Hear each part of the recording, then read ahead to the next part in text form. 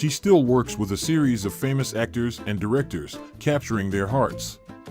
Let's explore Elizabeth's miraculous love life, and don't forget to like and sub to support the channel.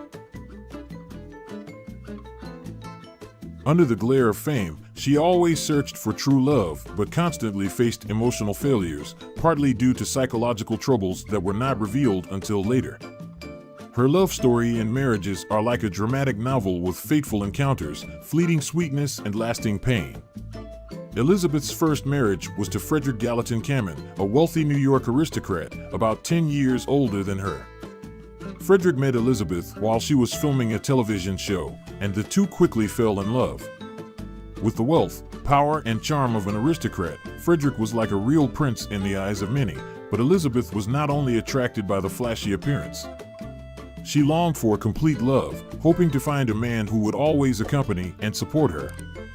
Their wedding took place in 1954 when Elizabeth was only 21 years old, too young to understand the complexities of love and marriage. However, the marriage quickly showed signs of collapse. Frederick, though elegant and charming, was a possessive man. He wanted Elizabeth to stay in New York to become a traditional housewife, giving up her career path and living a peaceful life in his arms. But Elizabeth refused to be tied down. With a strong desire for a career, she could not give up her dream of acting. Although she did not want to hurt Frederick, she knew that her career and passion were an important part of who she was. In the end, Elizabeth chose to return to California to continue pursuing her dream, leaving Frederick alone in New York. Within a year, their marriage was completely broken.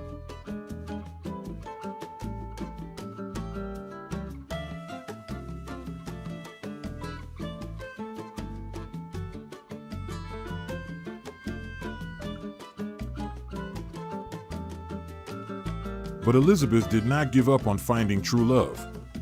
After her first marriage ended, she quickly entered a new relationship with Oscar-winning actor Gig Young, who was 25 years her senior and almost the same age as her father.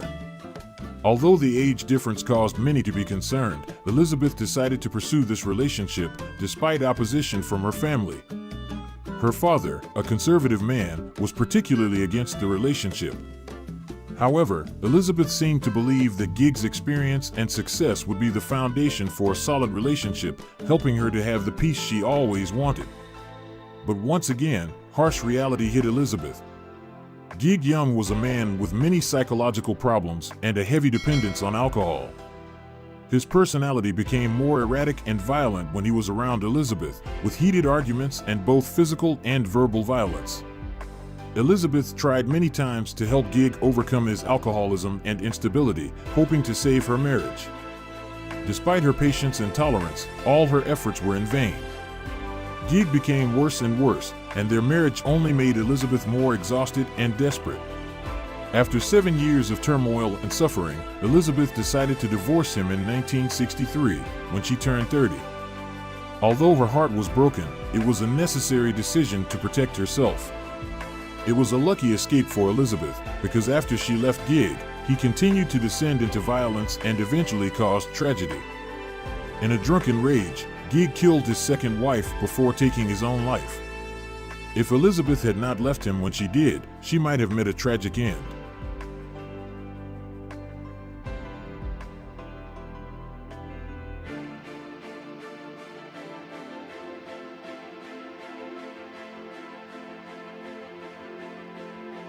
You might think that after a few failed marriages, Elizabeth would be more careful in choosing a partner, but the reality is not so simple. She seems to be strongly attracted to troubled men who Elizabeth thinks she can save. But, ironically, she often ends up being the one who gets hurt. Interestingly, most of these men are much older than Elizabeth, close to her father's age.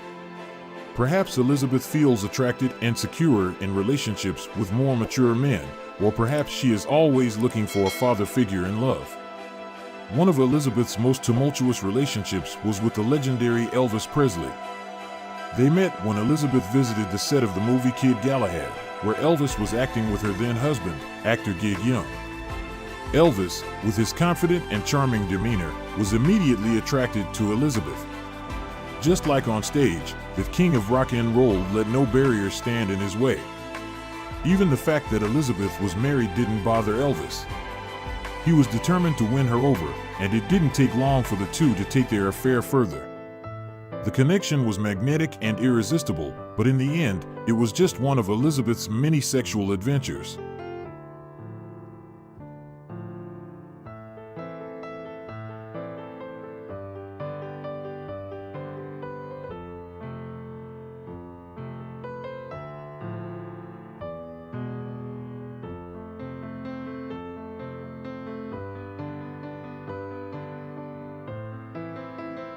Elizabeth's life has certainly been one in which love played a major role.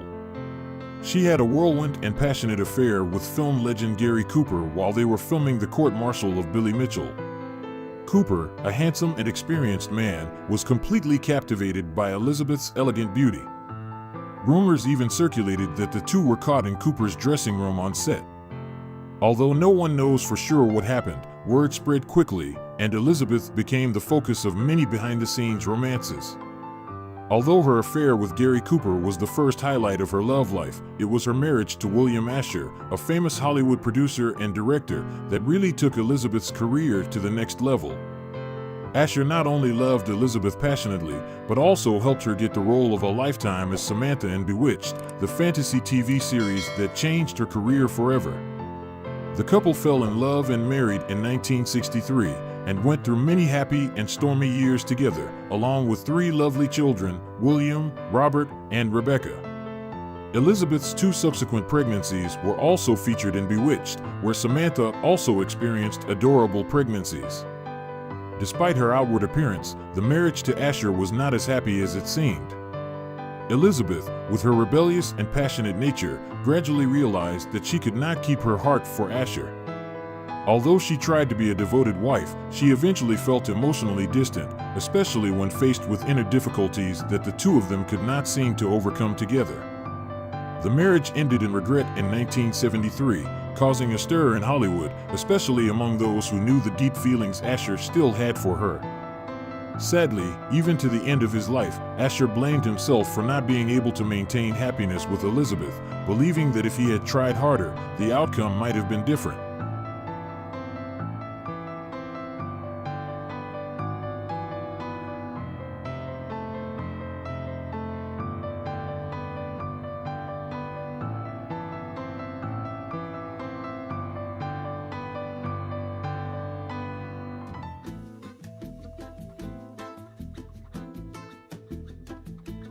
While filming Bewitched, Elizabeth had an affair with director Richard Michaels, who was considered talented but also charming. Initially, it was an affair full of passion and intrigue, but the relationship was quickly exposed when the media discovered it. More importantly, Michaels was married, and his relationship with Elizabeth turned both of their lives upside down. When the affair was revealed, Michaels' wife filed for divorce, creating a storm in the entertainment industry. Elizabeth also decided to end her marriage to William Asher, her husband and director who had been with her for many years. After ending her relationship with Asher, Elizabeth lived a rather private life and did not enter into any serious relationships for about 2 decades. But in 1993, she suddenly married actor Robert Foxworth, who was 8 years her junior. This marriage surprised many people because everyone thought that Elizabeth would no longer be involved in love after the previous storms. However, love with Foxworth seemed to bring her comfort after the suffering in the past. The two had a happy time together, but a part of Elizabeth still struggled and searched. Before marrying Foxworth, Elizabeth had a love affair with Alexander Godunov, a Russian ballet dancer and actor. Godunov was not only handsome, but also a sensitive and wounded soul, making Elizabeth unable to stop wanting to save him. Unfortunately, this love did not go smoothly, and when Elizabeth decided to leave, Godunov fell into a severe crisis. The trauma from the relationship with Elizabeth made him unable to recover and later led to his death. This love affair left a deep mark on Elizabeth's life and perhaps also made her quieter, thinking more about herself.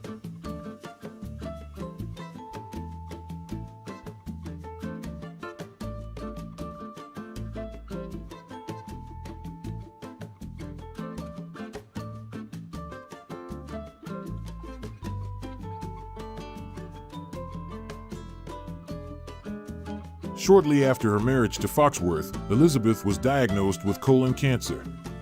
While filming Deadline for Murder, from the files of Edna Buchanan, Elizabeth began experiencing flu-like symptoms, but she ignored them to complete her work.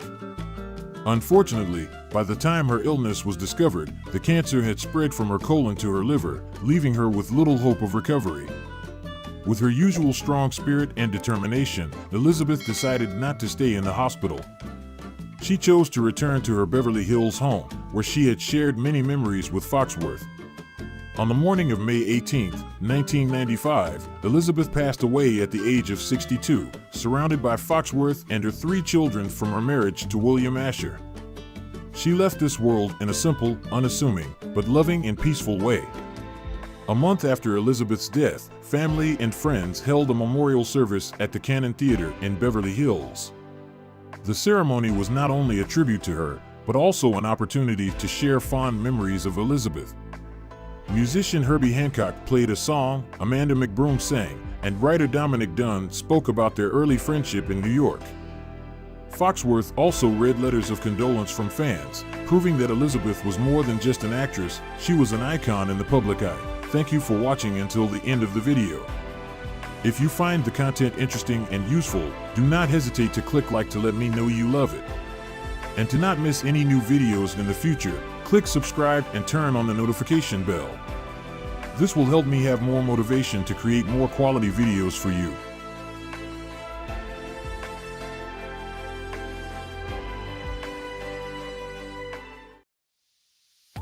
Let's turn the pages of Hollywood's colorful and interesting history through 50 rare photos of Dawn Wells, the sparkling star of Gilligan's Island.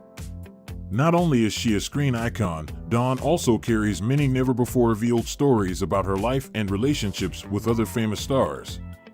From funny moments on set to sweet secrets on the sidelines, this article will take you on an unforgettable journey of discovery. Get ready to laugh, cry, and be surprised by stories you've never heard before. Before coming to the videos, please like and subscribe to the channel to support us.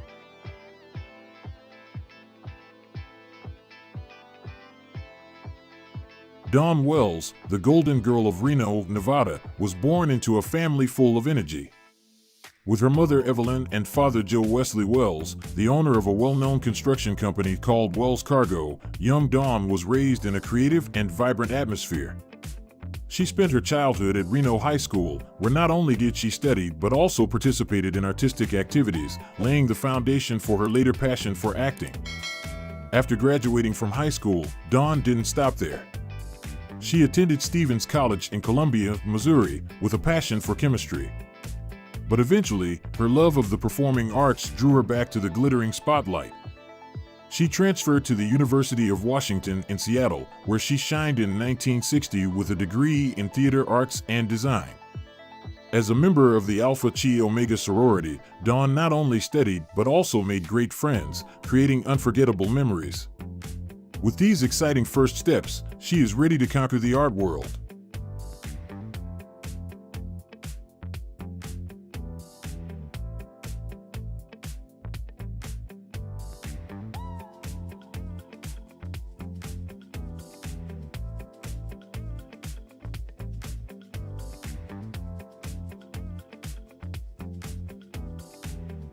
Dawn Wells, a name that no television lover can forget, had a brilliant career and a life full of ups and downs.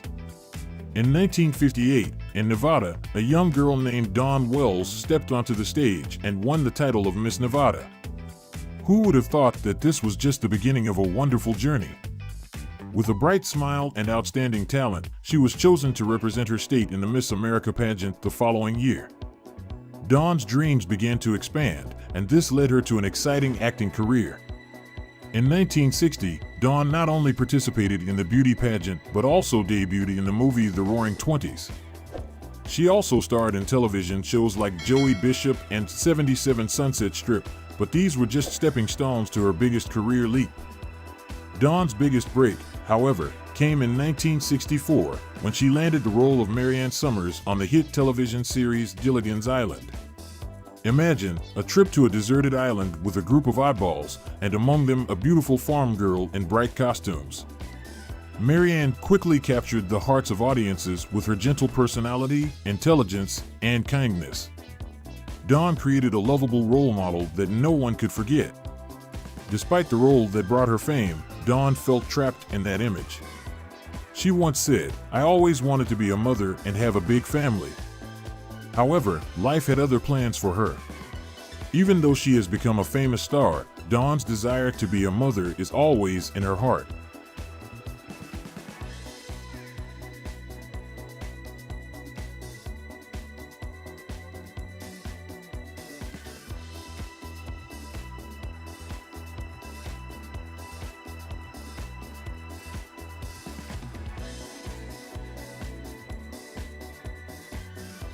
Dawn's personal life was no less interesting.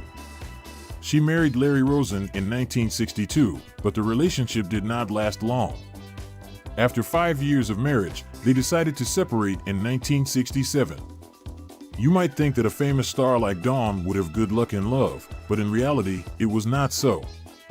She once shared that both of them were too busy with their careers to invest in love, and they even maintained a good friendship even after the divorce. What a rarity in the entertainment industry. After her first marriage, Dawn seemed unable to find true love. She had several relationships, but none of them led to a happy ending. Time passed, and when she was 80 years old, Dawn realized that she was still single. She had no husband, no children, and this really made her feel empty. But that did not stop her from enjoying life. Dawn always keeps an optimistic spirit and always looks for the good things in life.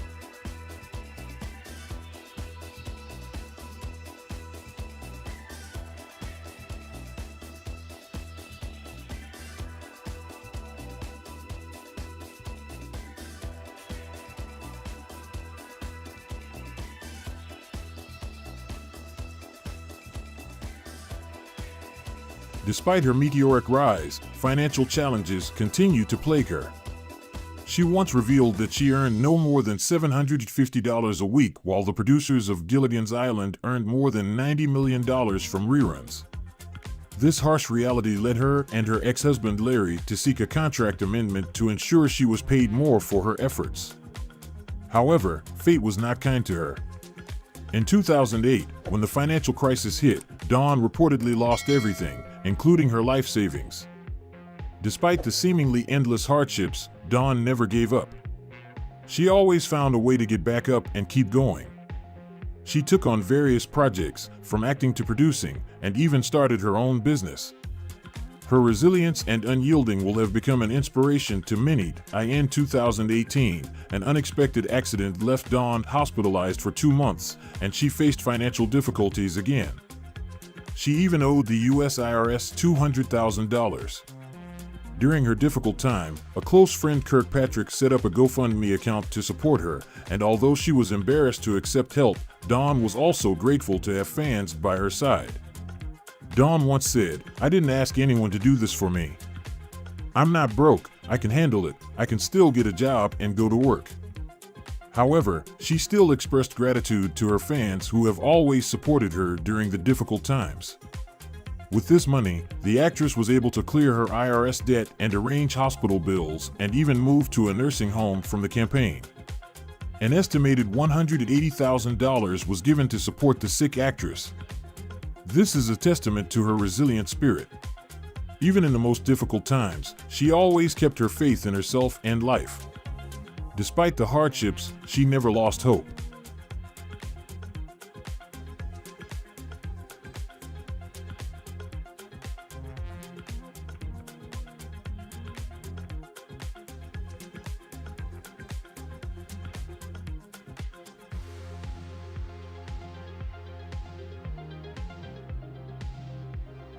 In June 2020, Dawn Wells' manager revealed that the actress was suffering from severe dementia.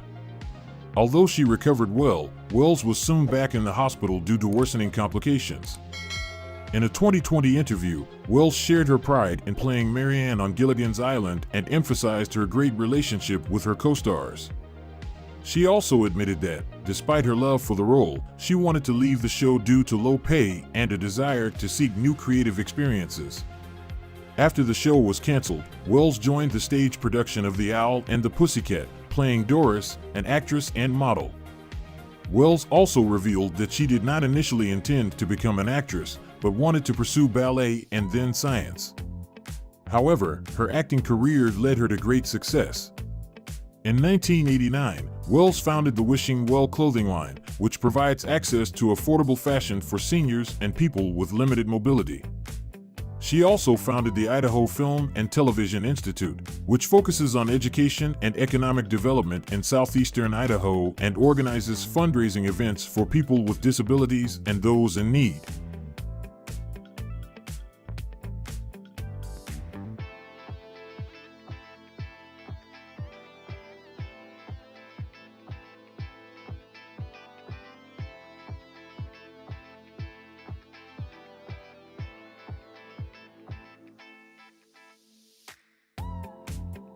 On December 30, 2020, Dawn passed away at the age of 82 during the COVID-19 pandemic in California. The actress pre-recorded a New Year's greeting video that she planned to release 2 days later. In her final interview, Dawn Wells said that she will always be grateful to her fans for their support throughout her career. Dawn Wells' life has been a wonderful journey with many ups and downs. From a young girl with a dream of becoming an actress, she has become a cultural icon, a role model for resilience and courage. She has left a great legacy not only in the entertainment industry, but also in the hearts of her fans. Despite going through many difficulties, Dawn always knew how to get up and continue her life. When mentioning Dawn Wells, people not only remember her as a talented actress, but also a strong, resilient, and compassionate woman. She is a testament to chasing your dreams and never giving up. As she once said, life is a journey, not a destination. Dawn Wells lived every moment of her life to the fullest and left us with valuable lessons. With her optimism, cheerful personality, and undeniable talent, Dawn Wells has proven that no matter what life throws at you, if you persevere, you will find the light at the end of the tunnel. She is a testament to the best that life can bring. And no matter how much time passes, Dawn Wells' images and memories will live forever in the hearts of those who love her. Thank you for joining me in exploring the colorful life of Dawn Wells. Remember, life is a journey and we are the ones who write our own stories. Like and subscribe to our channel to receive interesting videos.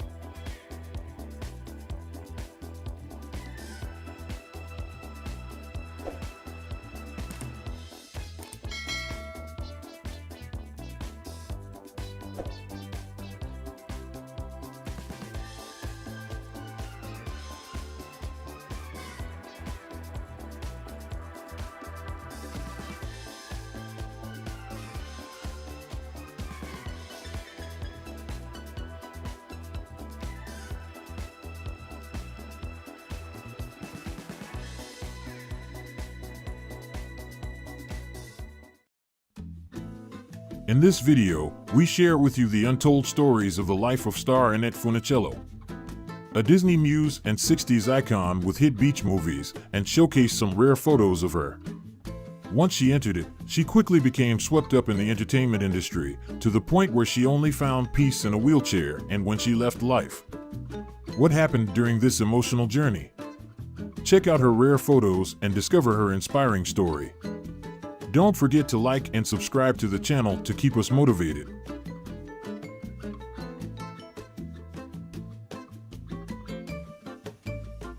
Annette Funicello, born October 22, 1942, in a small town in New York, is the embodiment of a fairy tale in real life.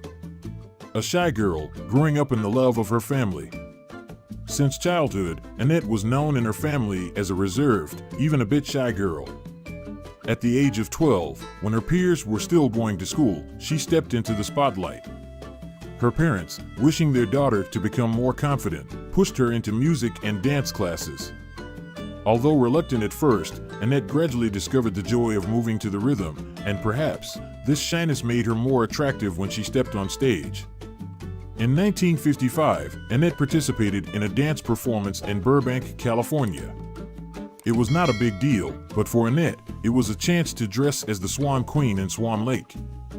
As she strode across the stage, the elegance of her movements brought the entire audience to a hushed silence. But the most memorable thing was not the spellbinding silence, but the appearance of one special audience member, Walt Disney, who was desperately looking for a young talent for his new show, Mickey Mouse Club, was completely captivated by Annette. After the performance, he quickly spoke to her parents. Impressed by Annette's charm and potential, Disney offered her a 7-year contract at a staggering $160 a week, a huge sum at the time. Annette was the only member of the Mickey Mouse Club to be personally selected by Walt Disney himself, a rare and proud event. When the show began, Annette quickly won the hearts of the audience with her natural charm and bright smile. Not only was she one of the most popular members, but she also received a huge amount of fan mail that far exceeded anyone else in the cast. This made Annette not only the star of the show, but also an icon of American youth at that time. Under the Disney roof, Annette participated in many outstanding projects. You may remember her in the films of the Spin and Marty series or the adventure film Adventures in Dairyland. Each role gave Annette the opportunity to show her versatility and natural talent, further cementing her position in the hearts of fans.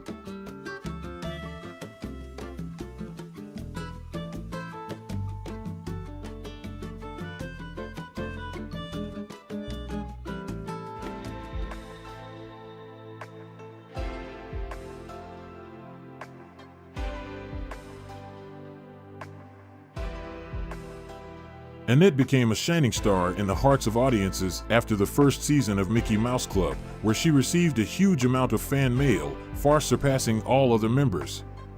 With that attraction, Annette continued to appear in other Disney series such as Adventures in Dairyland or the second and third parts of Spin and Marty. When Mickey Mouse Club ended, the cooperation between Annette and Disney did not stop. Another memorable role of hers was Anita Cabrillo in the Zorro series. Although only a supporting role, Annette still made a strong impression thanks to her increasingly mature acting ability. However, the entertainment world was not always sparkling. With a salary of $325 per week, a significant number at that time, but not really worthy of a star's efforts, Annette decided to stand up and fight. Without a lawyer by her side when signing the contract, she sued Disney to demand better rights. Unfortunately, the court did not support her, forcing Annette to return to work as if nothing had happened. However, the relationship between Annette and Walt Disney remained close. For Annette, Disney was not only her boss, but also a second father. He always stood by her side and protected her, even strongly objecting when Annette wanted to change her stage name to Annette Turner for fear that she would lose the love of the audience.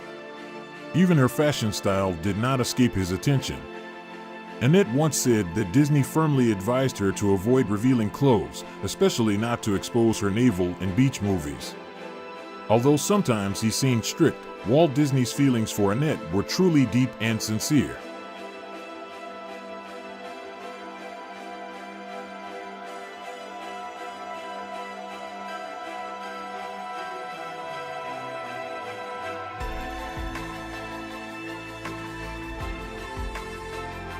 After leaving Disney, Annette quickly transformed herself into one of the brightest teen idols.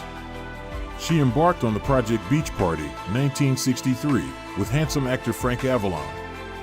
The film not only brought Annette's name to a new height, but also opened a series of beach party films in which she participated, from Bikini Beach to Beach Blanket Bingo. These films were not only commercially successful, but also shaped Annette as a symbol of fun and excitement in American youth culture. She appeared on screen with the image of a pure, vibrant girl, a perfect combination of innocence and charm. But as people often say, the halo also fades. After a long time associated with beach films, Annette's career gradually slowed down. Audiences began to turn their attention to new trends, and Annette was forced to face the question, continue or stop? Instead of taking on unsuitable roles or participating in low-quality projects, Annette decided to step away from the spotlight to focus on her family. This was a brave move, but it also made her gradually fade away from the audience's hearts.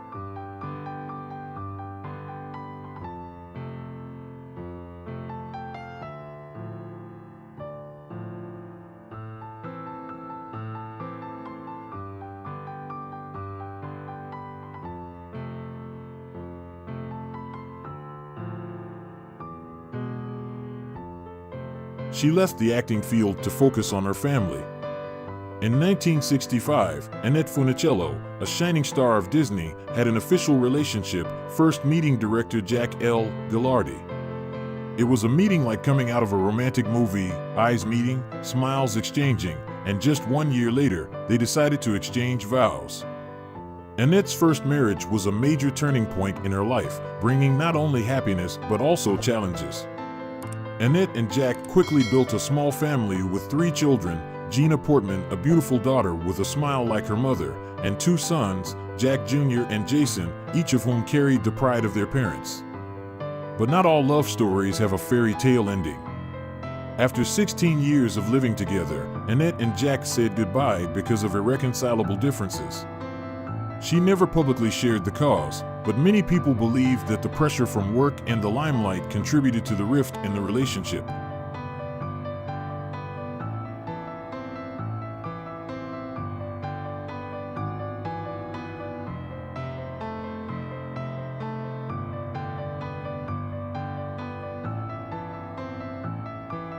After her first marriage ended, Annette did not let her heart freeze for long.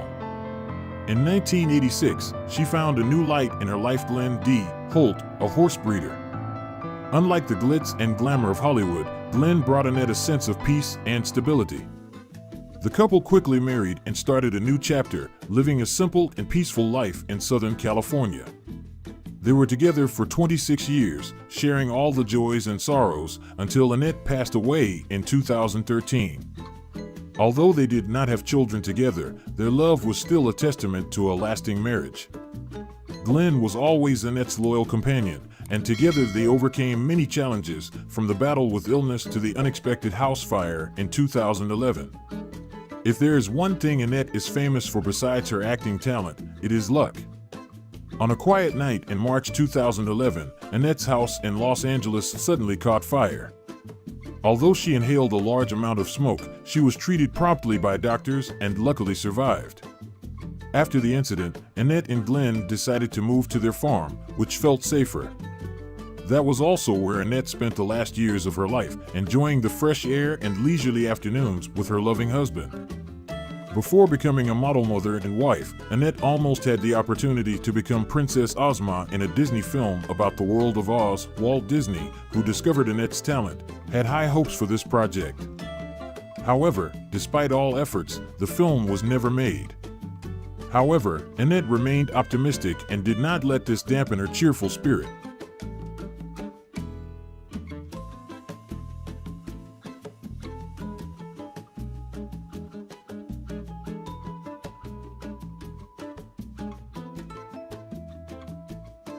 When asked why she stopped her music career, Annette revealed that she never expected the industry to take her seriously and had no intention of pursuing a music career. In another confidential interview, she shared that despite her huge success with music, she hated recording songs. According to Annette, recording made her very uncomfortable. With most of today's popular songs, she explained that the recording process was not very pleasant. I would sing the first take, then sing along with myself, and then they would add a lot of reverb to create the sound. When her acting career failed, Annette tried to return to music, but that also did not bring the expected results. In 1989, Annette reunited with pop star Frankie Avalon on tour, where they planned to perform all their 1960s pop hits. But it was then that the actress began to show symptoms of the disease that would later take her life.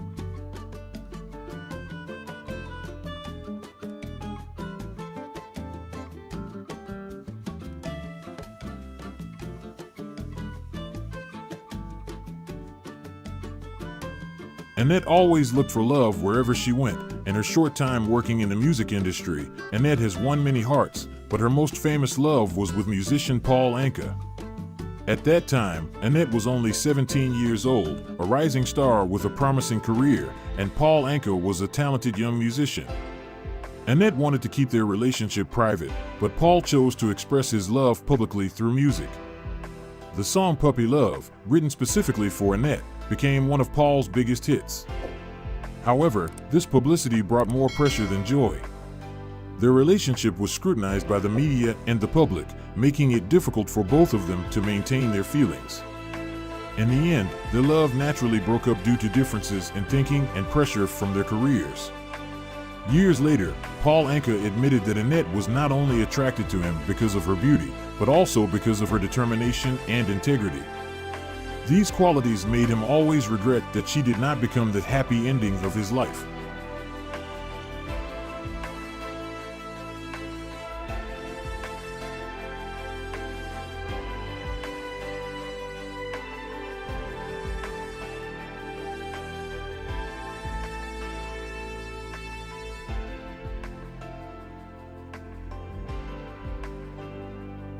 In the late 1980s, Annette received some unpleasant news. She was diagnosed with multiple sclerosis, an autoimmune disease that damages the nervous system.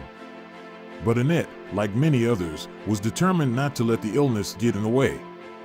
She faced the diagnosis with her usual optimism, even joking with her family, "At least I don't have to worry about wearing high heels anymore."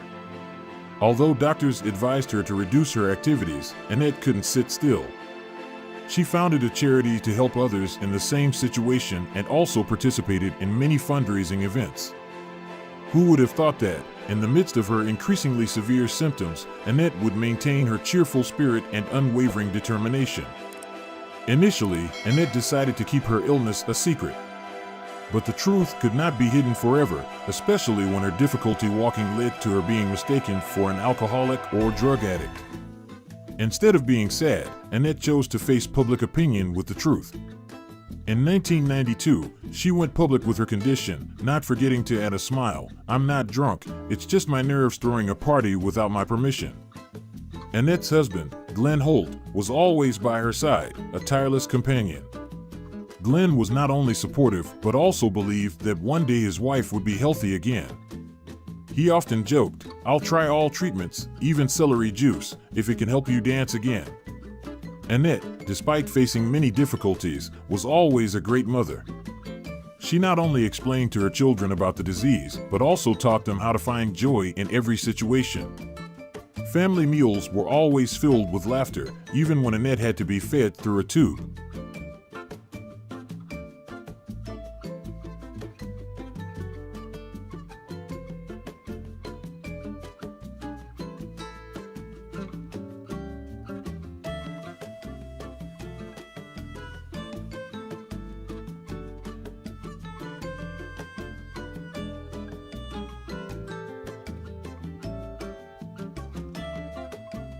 When Annette passed away in April 2013, the world was in mourning. But instead of letting the sadness overwhelm her, people chose to remember her for all the optimism, vitality, and love of life she brought. Annette's legacy is not only in her films, her songs, or her appearances on the silver screen. It is also in the way she lived, a life filled with strength and optimism, even in the most difficult of circumstances. After battling multiple sclerosis for more than 20 years, Annette taught the world a valuable lesson: never let adversity define you. And with a net worth of $10 million at the time of her death, Annette was not only a Disney star, but also a woman who turned every challenge into an opportunity to inspire millions of others. That's all about her we want to tell you. Don't forget to support us by clicking like and subscribe. Double the fun.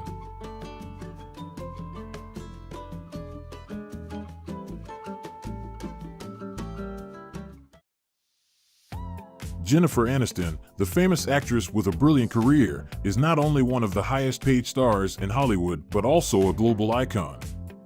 But behind the halo of that halo, her personal life is full of turmoil. From her early days in the entertainment industry to her unbelievable childhood moments, to her much-publicized love story with Brad Pitt, who later left her for Angelina Jolie. In this article, we will take a look back at rare photos of Jennifer Aniston and discover untold stories about her dramatic life.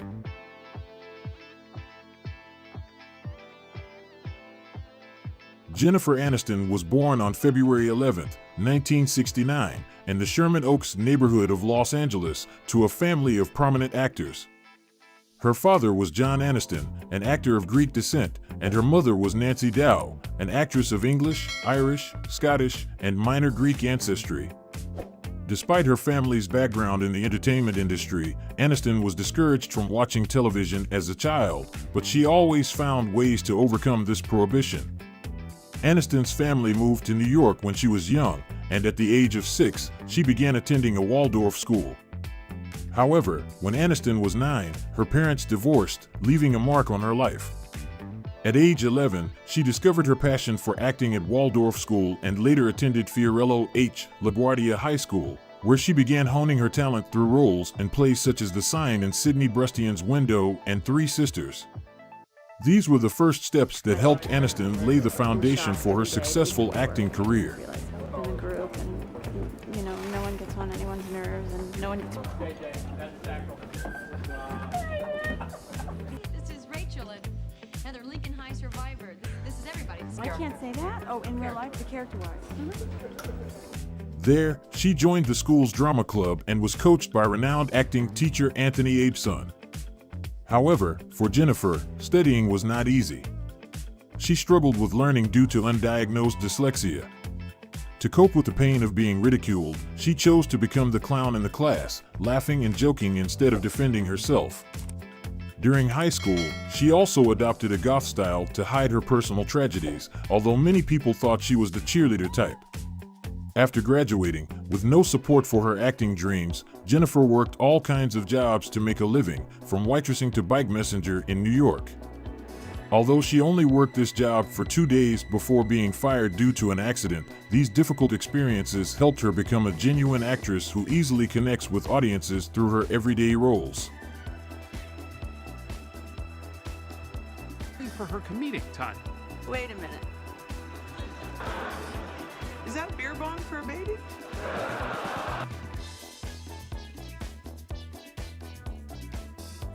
Starting off Broadway, Jennifer gradually asserted her talent through plays such as For Dear Life and Dancing on Checkers' Grave. Everything seemed to be going well, but she always dreamed of a brilliant career on the screen. Unfortunately, Hollywood was not the promised land for her at that time. Jennifer only received a few small roles on television until she took on the lead role in the horror comedy Leprechaun. Although the film sold quite well, the critics were not generous with praise. Jennifer thought her career was about to end here. But no, she still persisted in trying her hand at 2 other comedies, although unfortunately neither was successful. At this point, Jennifer felt like she was at a crossroads. Should she give up and find another path, as her parents had advised? Or continue to face the difficulties ahead? Fate had it, during a stop at a gas station in Los Angeles, she happened to meet Warren Littlefield, a producer for NBC. During the conversation, Jennifer shared the pressure she was under. Warren sympathized and advised her not to give up. A few months later, when NBC was preparing to start a new comedy, who was the first person Warren called? Jennifer.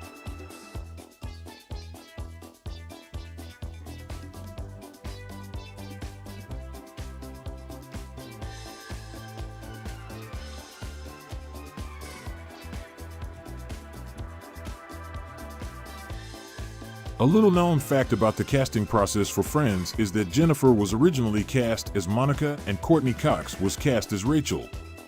Both actresses were uncomfortable with their roles and secretly wanted to switch roles. Fortunately, the producers agreed, and the switch contributed to the show's success. It's hard to imagine what Friends would have been like if Jennifer had been Monica and Courtney had been Rachel, right? When Friends premiered in 1994, it was an instant hit, turning all 6 main cast members into overnight stars. Jennifer had finally achieved the success her parents never believed she could achieve. But with fame came scrutiny and new problems. One of these was her strained relationship with her mother, Nancy. Jennifer had endured harsh treatment from her mother since she was a child, and when she became famous, Nancy often told unflattering stories about her to the press. This further strained their relationship, but Jennifer still moved on and continued to shine.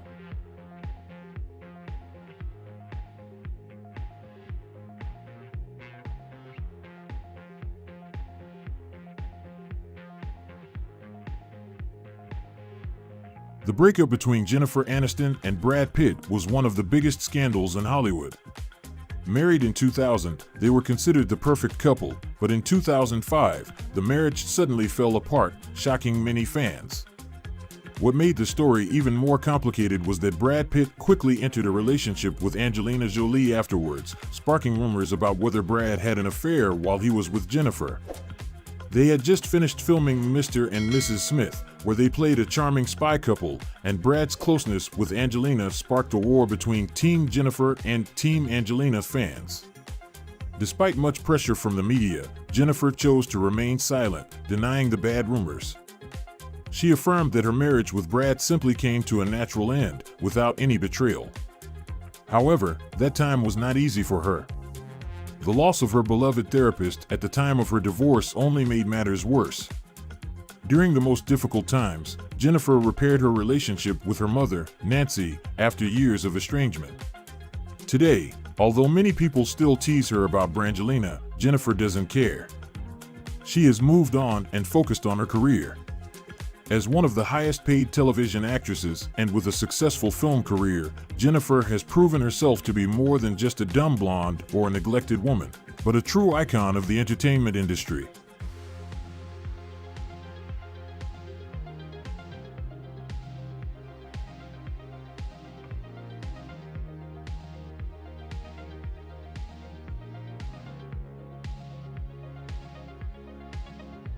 Currently, she lives an active and successful life at the age of 55.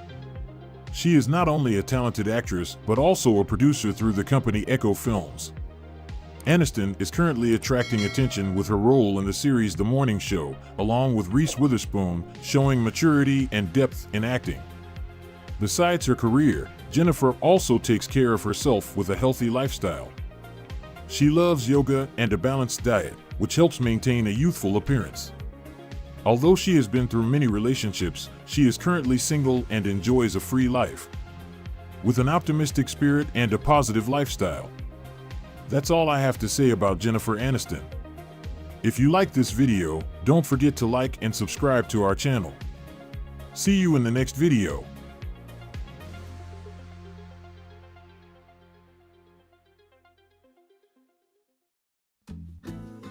Jennifer Connelly has conquered Hollywood from her first roles to prestigious awards, but behind the halo is a surprising story. From a teenage actress to a world-class star, Jennifer's journey has many interesting secrets and little-known moments. Let's explore the untold stories to learn more about this charming and charismatic star. Don't forget to like and subscribe to the channel to become a part of this community and discover more interesting things together.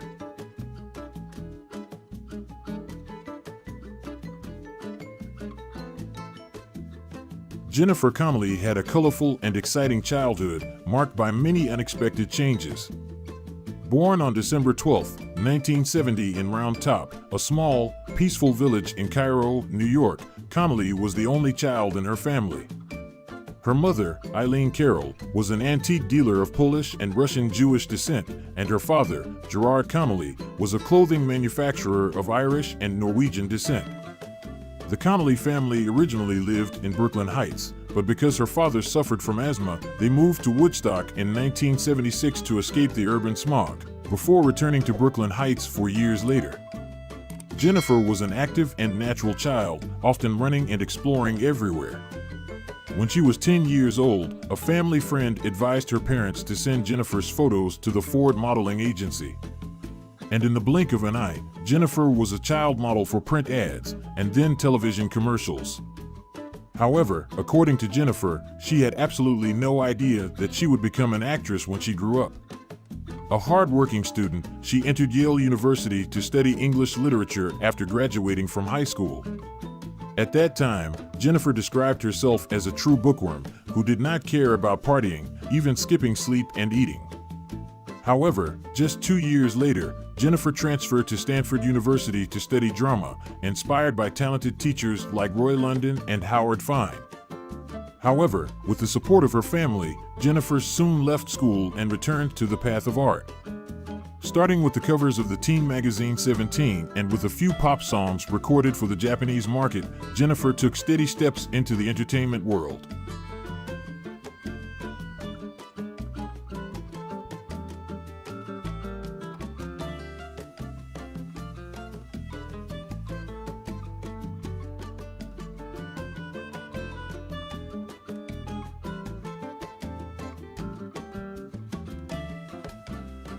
Jennifer Connelly entered the film industry with a natural charm and promising talent, and from her first role, she left audiences stunned. In 1984, she appeared in the epic film Once Upon a Time in America by legendary director Sergio Leone when she was only 14 years old, transforming into Deborah Gelly, an innocent but introspective ballet girl. Although it was a small role, Deborah left a deep impression thanks to Jennifer's captivating acting ability. Starring alongside famous names like Robert De Niro and led by Leone's meticulous style, Jennifer proved that she was not only a radiant beauty but also a true actress. Although the film was not successful at the US box office, Jennifer's role was highly appreciated worldwide, affirming her as a rough diamond of cinema. After the first breakthrough, Jennifer did not stop. In 1986, she appeared in Jim Henson's classic fantasy film Labyrinth, where she played Sarah Williams, a girl who is sucked into a magical maze to rescue her younger brother. Working alongside legendary rock star David Bowie as the Goblin King, Jennifer had magical moments but also had challenges. She had to dance and express a variety of complex emotions in a magical setting. Although the film was not a success upon its release, time has proven the immense appeal of Labyrinth, a work that fans later cherished as a nostalgic gem. Labyrinth became a landmark in Jennifer's career, bringing her into the vast and artistic world of cinema.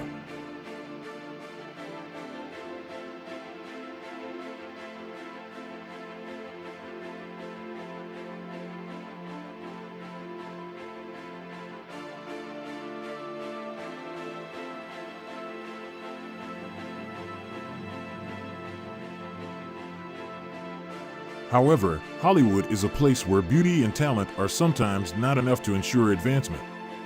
After Labyrinth, Jennifer Connelly faced the challenge of transitioning from child actor to more mature roles. Despite her stunning looks and undeniable talent, she struggled to break free from the pretty young actress stereotype. Hollywood was tough at the time and not ready to give her the big break she needed. But with determination, Jennifer continued to strive to prove herself in complex and gritty roles, demonstrating the depth of her acting. Her biggest success came when she landed a role in Requiem for a Dream, 2000, a challenging film directed by Darren Aronofsky. The role required not only her subtle acting skills, but also the courage to play a character with deep and dark emotions. Jennifer stunned with a haunting and authentic performance, earning her numerous prestigious awards and recognition as one of the best actresses of her generation. This was a major milestone in her career, taking Jennifer out of her comfort zone and establishing her as a true actress with the ability to constantly transform.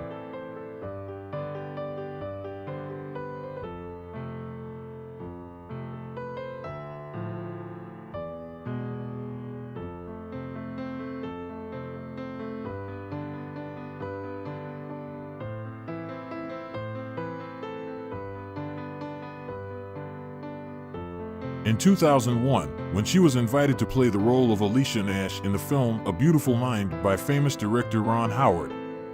With her ability, it seemed that Jennifer would be excited to immediately accept the role in such a big project. However, she flatly refused. Yes, from the beginning, Jennifer was not completely sure about the role of Alicia and whether she could bring depth to the character. But fortunately, life has a way of creating surprises. Not long after that, Jennifer met Alicia Nash in person, a woman with rare charisma and inner depth.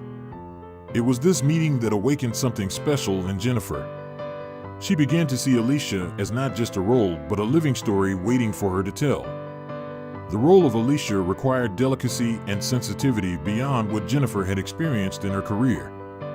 Having to transform into a woman who lived with love and suffering while watching her husband struggle with mental illness was not an easy thing. And perhaps it was that challenge that made Jennifer decide to take on this project.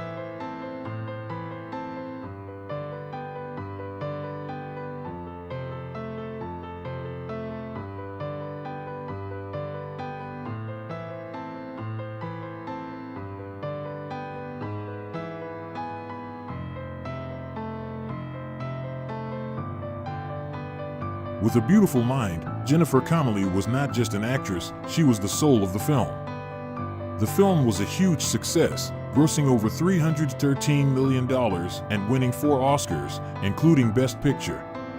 But for Jennifer, the real success was in her ability to bring deep emotions to the audience through the character Alicia. Famous critic Roger Ebert had to exclaim, "Jennifer Connelly shines as Alicia. It is her complex performance, portraying a woman torn between love and fear, that elevates this film to a new level." Jennifer's journey to the Oscar was truly memorable. At the 74th Academy Awards, Jennifer Connelly was named Best Supporting Actress. It was not only a victory, but also a recognition of her outstanding talent. This Oscar marked a turning point in Jennifer's career, helping her affirm her position as a serious actress capable of taking on complex and multi-layered roles. After the success of A Beautiful Mind, Jennifer's career seemed to be rekindled. She had more opportunities to participate in prestigious projects and was free to choose new roles. The role of Alicia Nash not only brought her an Oscar, but also confidence and a strong voice in the Hollywood film industry.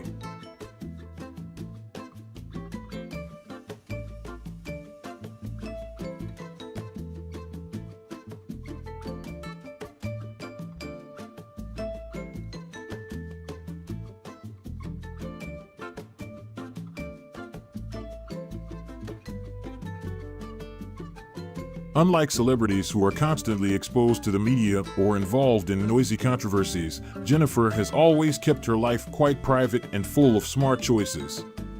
It all started in 2001, when Jennifer met Paul Bettany during the filming of a movie. True to a Hollywood romantic love story, the two immediately felt a special connection. Jennifer recalls that when she first met Paul, she thought, he's talented. That fateful fate led them to a relationship that was not only beautiful but also sustainable. Before officially becoming a couple, Paul didn't wait long to do something that few people dare to do. He proposed to Jennifer before they even started dating. And, like in romantic comedies, Jennifer said yes right away. Shortly after the show wrapped, they officially became a couple and married in 2003 in a private ceremony in Scotland. Their marriage was not only a rare example of lasting Hollywood love, but also the beginning of a harmonious, loving family. Jennifer already had a son named Kai from a previous relationship with photographer David Dugan, and with Paul Bettany, she welcomed 2 more children, Stellan in 2003 and Agnes Lark in 2011. All 3 children are a great source of motivation in Jennifer's life, making her feel that her life is full and meaningful. Jennifer is not afraid to share that motherhood has deeply affected both her work and her personal life. She found that having children made her more responsible, not only for herself, but also for the people around her. This new responsibility extends to my work, where I now consider the impact my roles have on the world my children are growing up in, she says.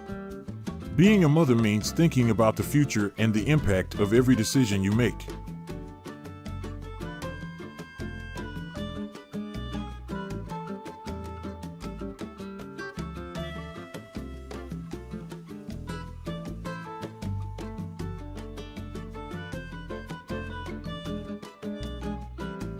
Like many mothers, Jennifer has learned to balance fame and family life. Despite her fame in classic films like A Beautiful Mind and Requiem for a Dream, she has chosen to live a relatively private life, avoiding public relationships or tabloid appearances. Jennifer Connelly has never been one to chase the spotlight or fake aura. She chooses films with values and deep messages, projects that make her feel proud rather than just for financial gain or fame. "I have a very private lifestyle, nothing too scandalous," she shares. And indeed, she has always been successful in maintaining privacy in her personal life, even with her marital relationship. This does not mean that she is completely away from the public. In interviews and events, Jennifer has always been known as a strong woman with a clear perspective on life, but she has always been clever in keeping details about her family in private space. In the spirit of protecting her children from public scrutiny, Jennifer has chosen not to share too much about her family on social networks or media. She is also very careful in creating boundaries to protect her children from the pressures of a famous life. With a responsible approach and a sense of protecting family happiness, Jennifer always ensures that her loved ones are not affected by gossip in society.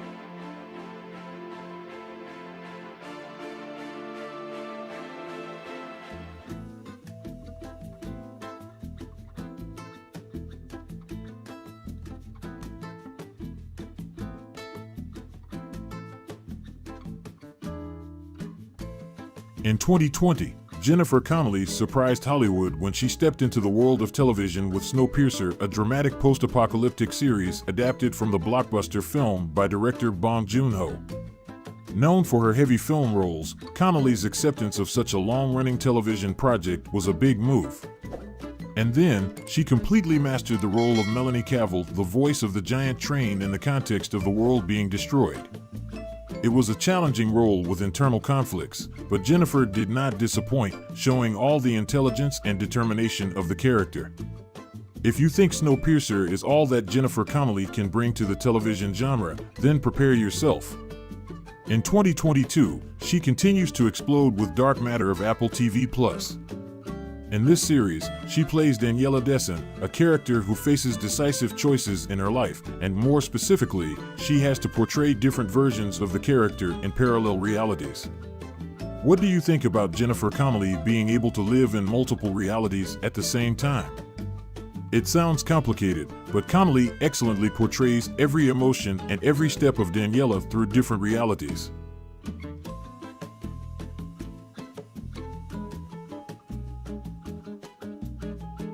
Although Jennifer has left a deep mark in the television world, she has not forgotten the big screen. In 2022, after a long absence from blockbusters, Connelly made an impressive comeback with Top Gun: Maverick, a giant film with global influence. She played Penny Benjamin, Maverick's Tom Cruise partner, and it was no surprise that the film became a big hit that summer. Certainly, after participating in Top Gun: Maverick, she has proven that she is not only suitable for emotional roles, but can also conquer blockbusters with confidence and a unique style. What is special is that, in an industry famous for its obsession with youth, Jennifer Connelly still maintains a very positive and youthful attitude. She is not only a veteran actress, but also an actor who is constantly learning and challenging herself. Connelly frankly shared that she does not feel worried about growing old in Hollywood. Instead, she sees it as a great opportunity to learn, challenge herself, and constantly explore new possibilities. Jennifer also shared that she loves the thought of theater, although she joked that she would not participate in a musical, although we know that she would do very well if she tried theater. This shows an optimistic spirit and a will to constantly strive. Thank you for watching my video. If you find this content interesting and want to see more interesting videos, don't forget to like and subscribe to the channel. Your like and subscribe not only help me, but also help the channel grow. Thank you very much. Elizabeth Montgomery, the charming witch of the small screen, not only captivates audiences with her acting skills, but also stirs up Hollywood with her dramatic love life. From stormy love affairs to scandals that break up marriages, Elizabeth's love life has never lacked spice. Although she is not a famous A-list star, she still works with a series of famous actors and directors, capturing their hearts.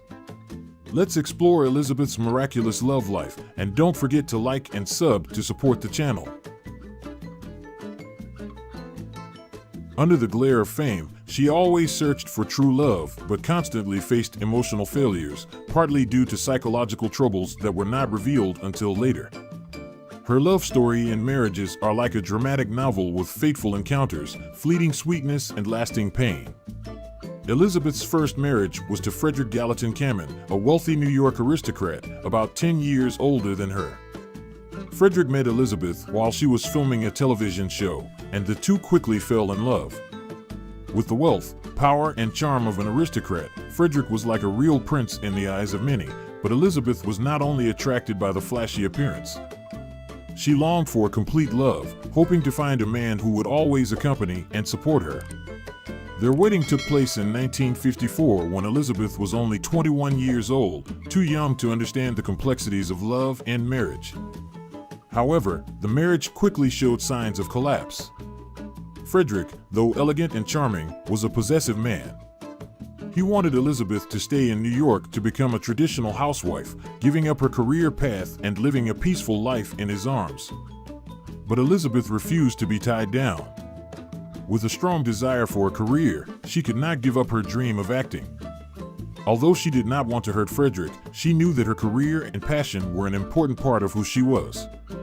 In the end, Elizabeth chose to return to California to continue pursuing her dream, leaving Frederick alone in New York. Within a year, their marriage was completely broken.